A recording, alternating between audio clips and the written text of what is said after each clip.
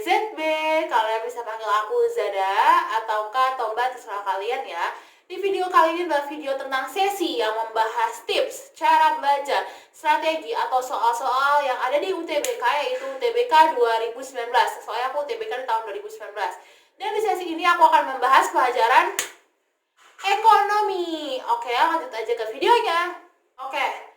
Sebelum kita masuk ke caranya, aku mau kasih tahu dulu skor UTBK ekonomi aku adalah 803 atau 803. Kak, katanya di video sebelumnya kakak paling gak bisa ekonomi. Kok nilainya segini? Kok katanya gini-gini?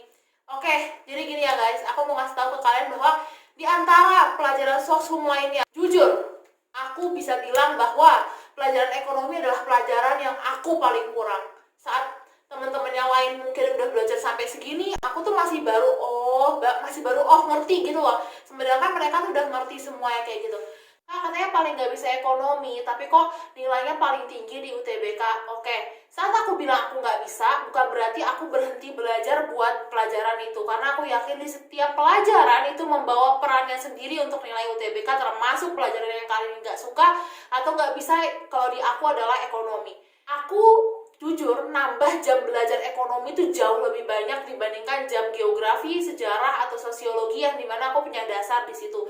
Aku ekonomi bener-bener nol, aku cuma bisa sedikit-sedikit akuntansi, dan kalau aku bisa bilang aku bisa lebih belajar akuntansi dibandingkan belajar ekonomi, karena ekonomi itu kayak materinya banyak dan itu menurut aku susah. Jadi karena di situ aku nambah jam belajar ekonomi itu banyak banget, aku nambah belajar sendiri ataupun di bimbel pasti aku belajar tuh milihnya ekonomi karena aku ngerasa aku kurang di situ.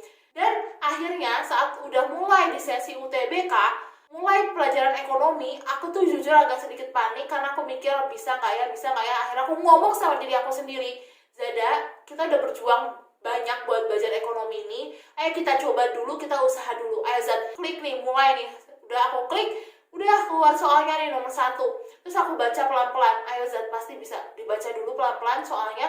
Terus aku nggak ngerti karena aku panik gitu. Terus aku baca ulang lagi. Terus aku tarik nafas. Bener-bener aku tuh kayak panik gitu di ekonomi karena aku udah mempersiapkan gitu kan. Dan aku takut aja gitu. Terus aku tarik nafas lagi. Terus aku lihat soalnya, oh ternyata ditanyain gini gitu. Terus aku jawab, oke, nomor 1 bisa, pasti nomor 2 juga bisa. Akhirnya ke nomor 2, nomor 3, aku selalu yakinin setiap ganti nomor aku bilang, ini pasti bisa, habis ini bisa. Sampai akhirnya di nomor 18, aku inget banget itu di nomor 18. Di nomor 18 yang ditanyain adalah tentang pasar.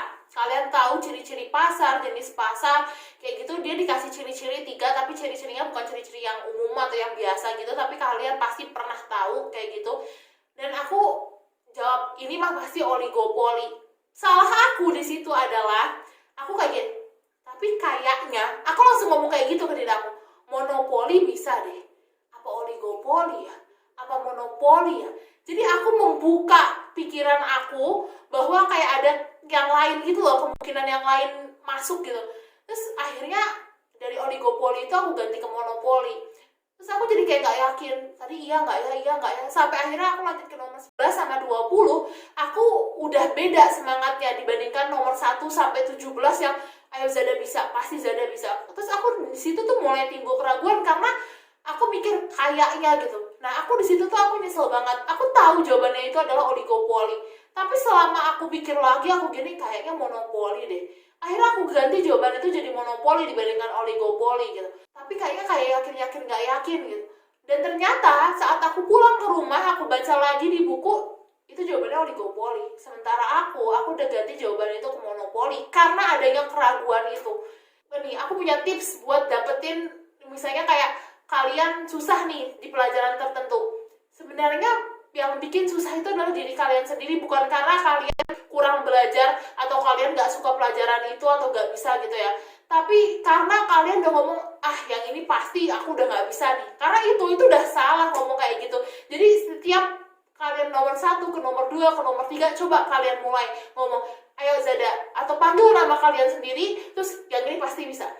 Oke, habis ini nomor 1 bisa, nomor 2 bisa, nomor 3 bisa. Jadi kalian gak buka kemungkinan untuk gak bisanya itu masuk. Itu sih yang aku ngerasain. Dan kalau misalnya kalian tanya, Kak, soal ekonomi itu banyakan keluar apa sih? Soal ekonomi, di tahun 2019, di bagian aku nih, di bagian aku banyak banget dapat soal grafik.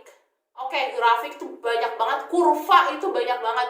Itu ada 5 sampai 7. Ya kira-kira tujuan lah, 7 gitu. Terus yang kedua ada soal pasar. Kak, ada akuntansi nggak? Temen aku dapat tapi aku nggak dapat gitu. Jadi aku sama sekali nggak dapat satu soal pun tentang akuntansi. Jadi kan bisa dibilang kalian nggak tahu kalian dapat soal yang mana kan. Nah jadi di situ adalah pentingnya buat yakinin diri kalian sendiri.